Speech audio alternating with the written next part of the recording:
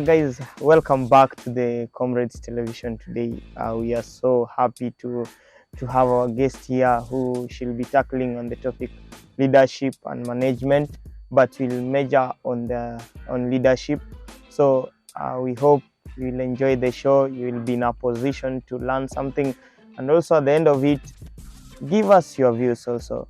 So welcome, Maru. Maybe I give you a chance to introduce yourself, and we shall continue. Okay, thank you, Hastings. Yes.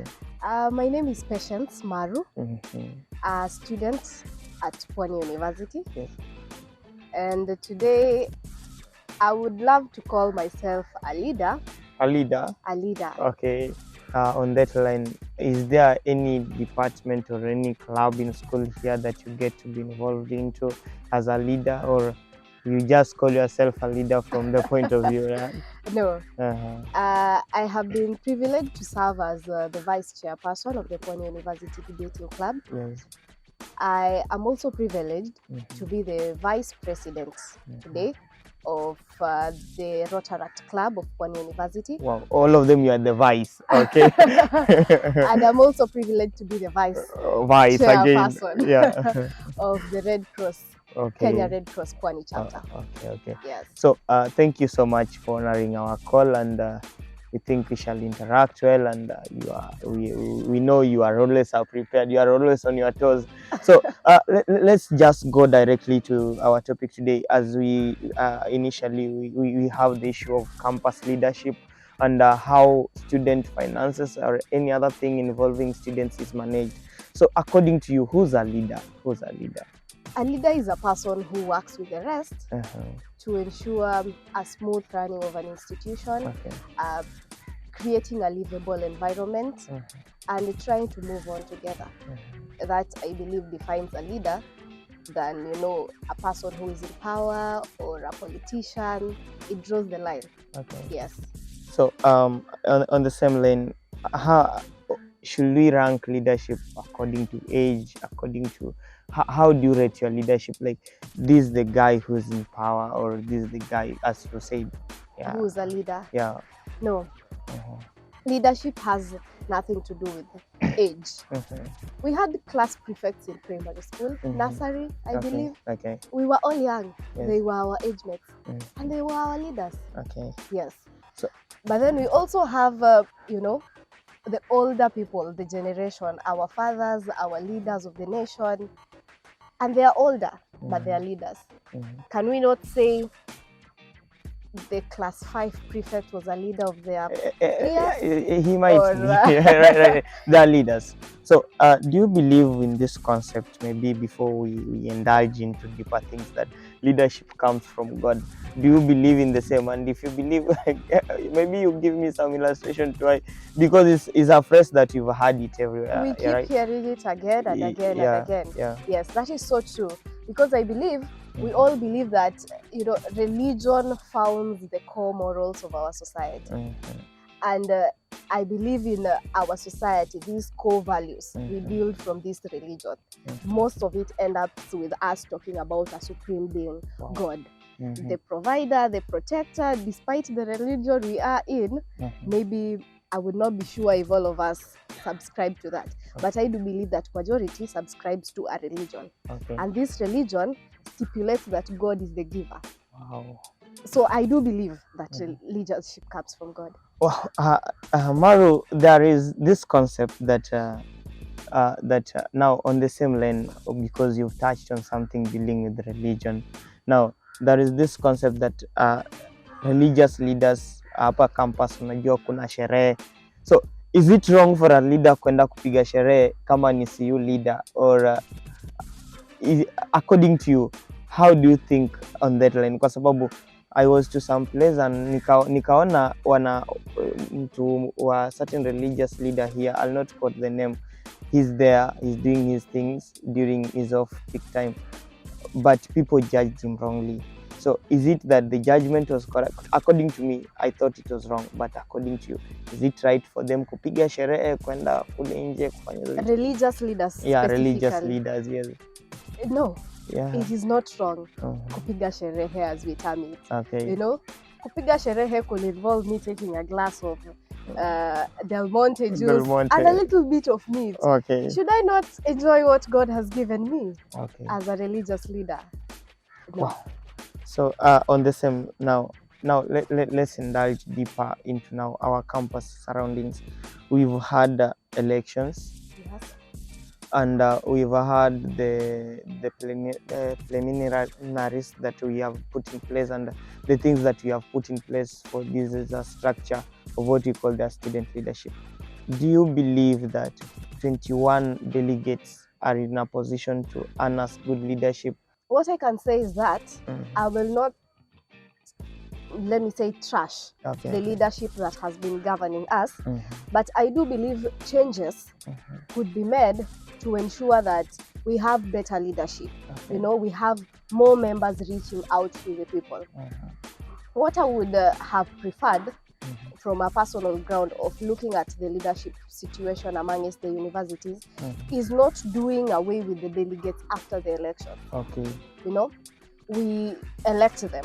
They are who we elect. Leave alone the executive that are now elected by that delegate system. Yes. These delegates are who we elect. Okay. They are who get to the ground and meet us at a personal level. Okay. So I do believe it would have been more important to ensure we sustain these delegates even after the elections. Okay. You know, this would give a clear background or a more reachable leadership system in the institutions. Wow. So on the same lane, now we do elect leaders at campus level, but not in all clubs or societies in the same campus do elect their leaders. Some of them nominate, and you find that giving out. Do you think, like in Christian Union or in a given certain space where youths are being involved, it is nice to nominate or to elect? According to my thoughts, always in a democratic or in a free space, elections are important. Elections are very important, yes. But then remember again, there are institutions that are governed by different kinds of principles. Okay. You know? Yeah. We might go to a religious setup, for instance, and when we now want to say today, we want to elect our pastor. Okay. We want to elect our pastor. You elect our pastor. Imagine having such a situation. Wow. He is a leader of the church. But can we go out to our churches and say today we are electing pastors? No. Exactly. Okay. So elections are important in our society, but they are certain areas of the society, certain groups, certain places that have certain policies that will always ensure that we have nomination or even application and then choosing by a certain board of members. Okay. Yes. Right. Now, on the same, now we've had on the same lane of leadership, we've had the issue of the gender secretaries and the GBV issues that even runs around the Christianity lane. But today we not tackle around the Christianity lane. We just want the knowledge around this leadership and the roots. So we've had the issues of young parents in school here, and I think, what do you think? Should they have their representation in the executive of the school or in any certain institution? One, I'd say gender and the prioritization of groups is something sensitive to talk about. Wow. Yes, very sensitive. When we talk about the 2-3 gender rule, when we talk about the people with disability, when we talk about youth, when we talk about institutions and representations of various people. Okay. But then what is important to note is that parenthood has never been a disability. Okay. Parenthood has never been marginalized anywhere. Okay. Not in work environments, not in, not in learning institutions. I do believe there are policies governing from the high schools, how one would do when they get pregnant, for instance, when still learning. The lessons, all of that. Yeah. So what I believe is, I do not think we would get to a position where we would say we now want an executive who serves or who represents only the young parents in the institution. Because remember, universities are higher institutions of learning. After high school, we are what I believe I would term as a legal age for most of us. 18? Yes. for most of us, what I would term as a legal age. And at this age, I believe we are all free to form families. We are all free to be parents. I know there are challenges that come with that within a school environment. What I would advise is to have policies, policies that would ensure that services these people need would be catered for within the institution. Now, on the same lane, we have the issue of policy making on leadership and their effect on religion. You find that maybe in a certain area, most of the Muslims will not participate in a given thing, or most of the Christian settings, or those who have been brought under strict Christianity, might not participate in a certain thing because they believe in a certain way. So, does policy making influence religion in any way? I do believe religion rather influences policy making. Okay. Yes. Because before we even decide to make these policies, religion has always been there. And religion is not going anywhere. It is religion that has its influence on policies. It has its roots there. It has its roots already there. Because we have members of these committees that make these policies being members of various religions. And what I would say is that in every region, religion is important. This is mostly because of, the majority groups and the minority groups within the regions. And it is natural to say that the highs have it. Wow. So on the same line, possibly religion influences that, but leaders also undergo certain challenges. For example, it has forced the highest ranking person in our country. And now the complaints are on him on the hiking prices of petroleum and diesel, everything to do with those ones. So, as in your position as a MARU, you have been a leader. So, what are some of the challenges that you face in decision making and around what you do as a leader? I believe the biggest challenge to leadership, to decision making, is personalization of decisions. Wow.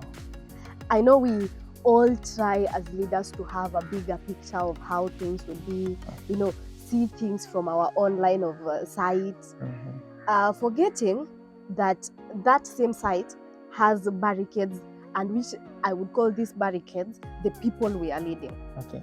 So we see ahead, but forgetting in the middle of our way, there are these people we are leading. Okay. So we always have to understand the consequences our decisions would have on those people we are leading. So now on the lane of consequences, reality, have you ever suffered anything in relation to your leadership? Maybe you made a decision and this was an effect, it had an effect on your personal being or in your personal well-being. I would say, imagine a situation where you're now planning an event. We are comrades. We are all comrades, I believe. Most of us, or most of those who will be, feeding on this content, we are comrades. I get here today and say, the Pony University Debate Club has a debate session. And we have a very, very, very nice topic of discussion that affects all of us, or all of us would want to, give insight to. But then I come there and, give you a prize of 1,000 for you to attend the session. The session. And remember that amongst these comrades that are supposed to attend this event get less than that 1,000 from their parents as what would sustain them for a week or two. The pocket money. Yes. So would you go for the debates or would you feed yourself? It's a very simple question. Feeding to me is more important. More important. Yeah. So imagine you as the leader being alone in your event. Wow. It's so hectic. Yeah. Now, how do you enhance your team? Like the factor of team building now. How do you now choose like this one is a good team now? How do you go around it in picking your people now? Because it is a challenge doing team building or building a perfect team for you to operate with. How do you go around that? One, I would like to say that team building is, I would call a foundation for The leadership. foundation, yeah. Because with the team building, you get certain skills, or you get to understand your team better. You know, today we have a smaller team building. You know, we are not leading a nation. Today I'm leading the debate club. Wow. And I have a team of 30. And we are playing tug of war. Oh. We play tug of war today. Tomorrow we will play tug of war again. Okay. You know, last time I saw who pushed more. Okay. Yes. Tomorrow I will know who to put front in the line. So that is how you. So team building helps you to understand your team. Okay. And when you carry out various activities with your team, it gives you the idea on the strength of each member of your team. Okay. And this helps you to, you know, put someone where they would work best. Wow. So on the same line, the youths, now this is the effect to the youths. You know, we have the old people and how they do their team building, and we have the factors that attracts the team leaders. You know, we are speaking here, this is our Mizizi, so we are building the foundation to attract more, or somebody outside there might need to know, how do they need to put their team together? What are some of the activities? How do you perform your activities now? Maybe some of the activities you carry along or within your group to attract other people, because as a leader you must attract others. Yeah, we are youths, and I would say, you want to attract youth, entertain them. So entertainment is the main factor. This life, I live by the slogan that a friend said to me recently, that I'm learning to live for. You know, he says, live, laugh, and love. Wow, you learn to learn again. Yes, you learn to learn again. Okay. And then you learn to live. So the heavy part of this statement is the part of the laughing. Wow. We are what I would call a mentally unhealthy generation, where we have so much within our environment, so much pressure everywhere we go. I'm from class, I had a mathematics class, I had a statistics class, I had a history class. I did not get any of that. And then you still want to come and sit me down and talk to me about psychology. Wow. So hectic. So make me play football. Wow. Make me go to the beach and learn how to swim. Make me play tug of war. Let me release the pent-up pressure from the other regions. So as a leader now, Maru, you know, as you are beginning your tagging, you are the VC of the Red Cross, you are the vice of this. Now, I remember you're also a youth who's studying. How do you balance between your leadership, because you have to make some decision, and also to come back to class and study? So how do you balance around that? I would say, all work without play makes somebody, makes Jack a dull boy. You know, we wouldn't want to read and read and read and read again. I want to remind all of us, youths, comrades, that at the end of the day, we will get our papers. When we work hard. We attend classes, we do our exams, you know, we work hard, but then there are skills we will not learn through books. There are skills we will not learn through books. I believe you read a book, but you do not talk a book. Communication. So we do it with interacting with the people. So the applied knowledge is the power part, right? The applied knowledge is the power part. So these groups help to develop you as an individual. Don't make it a work. Make it fun. Make it a time when you are away from, you know, the books, when you can build yourself away from your line of career. You can build your social structure, you can build yourself mentally. So I would like to advise each and every one of the youths in whichever institution you are joining, find what helps you to build yourself away from class. At the same time, helps to build you socially, helps to make the world a better environment. Wow, thank you, Maru, and it's been great interacting with you. Thank you very much. I don't know how to appreciate at the moment, but I think there is a life that you are impacting into somebody, and we hope that whenever they will listen to this message from our dear Maru, you will be in a position to say, enyewe nilisaidika mahali. So what are some of your ending remarks as we are dealing with leadership, so the matter management and leadership? I will end my statement by saying, Yeah. Be bold. Be bold. Be Wow. bold. It does not matter where you are from.